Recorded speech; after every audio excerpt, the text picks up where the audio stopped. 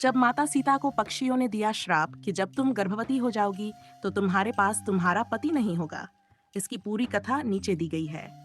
रामायण के अनुसार भगवान राम जब रावण का वध करके और माता सीता को वापस अयोध्या ले आए, तब कुछ समय बाद अयोध्या में सीता जी गर्भवती हो गईं। एक दिन भगवान राम अपने दरबार में बैठे थे, तभी उन्हें एक साधु मिला जिसने उन्हें बताया कि नगर में कुछ लोग सीता जी के चरित्र पर संदेह कर रहे हैं। ये सुनकर भगवान राम ने निर्णय लिया कि वह सीता जी को वनवास देंगे। जब माता सीता को वन में अकेला छोड़ दिया गया, तब उन्होंने भगवान राम के नाम का स्मरण करते हुए अपने जीवन को आगे बढ़ाया। उस समय वे बहुत दुखी थीं। उन्होंने कई कष्ट सहे और एकांत में जीवन बिताया। एक दिन माता सीता को कुछ पक्षी मिले। उन पक्षियों ने सीता जी के दुख को देखकर उन्हें श्राप दिया कि जब तुम गर्भवती हो जाओगी तब तुम्हारे पास तुम्हारा पति नहीं होगा। यह श्राप उन्होंने माता सीता के दुख और कष्टों को देखते हुए दिया। फिर माता सीता ने एकांत में लव और कुश को जन्म दिया और उनका पालन पोषण किया। भगवान राम से उनका मिलन बहुत बाद में हुआ। जब और कुश ने भगवान राम के अश्वमेध जिनके घोड़े को पकड़ा और उन्हें वापस ले गए।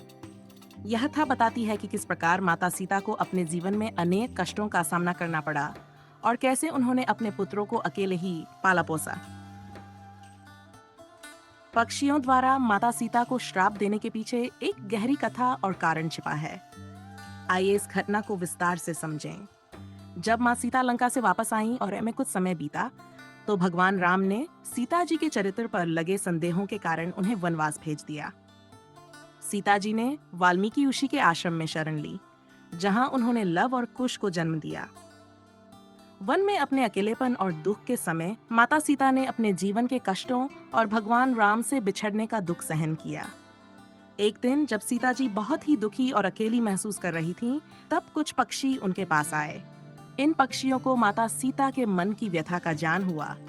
माना जाता है कि इन पक्षियों में कुछ ऋषि मुनियों की आत्माएं थीं जो किसी श्राप के कारण पक्षी बन गए थे। इन पक्षियों ने सीता जी के पूर्व जन्मों के कुछ कर्मों को ध्यान में रखते हुए उन्हें श्राप दिया।